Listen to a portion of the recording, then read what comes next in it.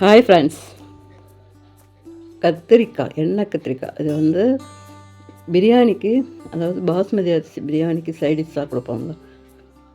அந்த கத்திரிக்காய் அதை எப்படி செய்கிறதுன்னு பார்ப்போம்.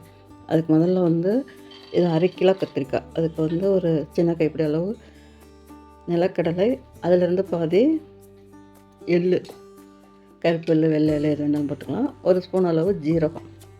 இதெல்லாம் கொஞ்சம் லைட்டாக எண்ணெய் சேர்த்து நல்லா வாசம் வர்ற வரைக்கும் வறுத்துக்கணும்.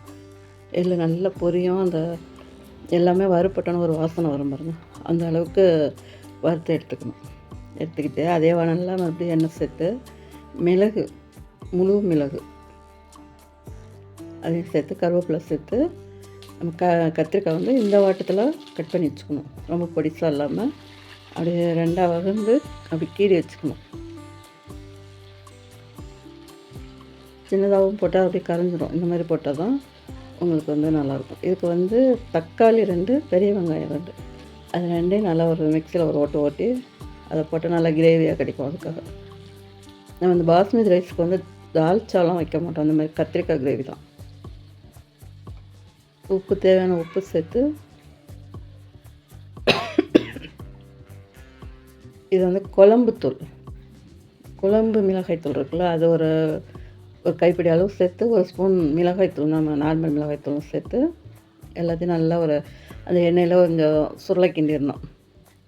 அதுக்கப்புறம் வந்து நம்ம இந்த எள்ளு, நிலக்கடலை, ஜீரகம் வறுத்ததை தண்ணி சேர்த்து அரைச்சாச்சு. அந்த அரைச்ச கலவை அதில் சேர்த்து கொஞ்சமாக தண்ணியும் சேர்த்துக்கணும். கத்திரிக்காய் வேகணும்ல, தண்ணி சேர்த்துட்டு அதை கொஞ்சம் நேரம் அப்படியே நம்ம மூடி வச்சிட வேண்டியதான். ஒரு 2 நிமிஷம் அப்படியே டிஸ்டர்ப் பண்ணாமல் விட்டோன்னு வச்சுக்கோங்களேன், நல்லா கிரேவி வந்து இந்த பதத்துக்கு வந்துடும்.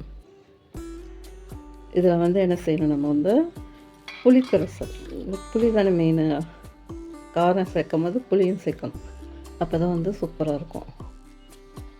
புளிப்பு காரம் எல்லாம் சேர்ந்தது தானே இந்த கிரேவி. புளிக்கரைசல் ஊற்றி புளி நல்லா சுருக்கிலே ஊற்றணும். அப்போ தான் வந்து டேஸ்ட்டாக இருக்கும் சாப்பிடும்போது. இதுக்கு மெயினாக வந்து டேஸ்ட்டை கொஞ்சம் அல்டிமேட்டாக தூக்கி கொடுக்குறதுக்கு ஒரு ஸ்பூன் சர்க்கரை, அதாவது வெள்ளை சர்க்கரை, நாட்டு சர்க்கரை அந்த மாதிரி எதுவும் போடாமல் வெள்ளை சர்க்கரை. இதை போடும்போது இதுக்கு ஒரு டேஸ்ட்டு சூப்பராக கிடைக்கும். அந்த சர்க்கரை சேர்க்கணும், அது லாஸ்ட்டில் சேர்த்தா போதும்.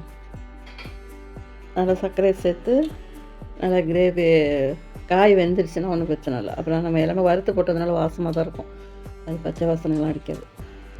காய் வெந்தோடனே அதை பார்த்து நம்ம கிண்டி இறக்கிட்டோம்னா சூப்பரான பிரியாணிக்கு, அதாவது பாஸ்மதி ரைஸ் போட்டு பிரியாணி ஆக்குவோமா, அதுக்கு தால்ச்சா இல்லாமல் சைடிஷாக தொட்டு சாப்பிட்றதுக்கு சூப்பரான கத்திரிக்காய் கிரேவி ரெடி ஆயிடுச்சு.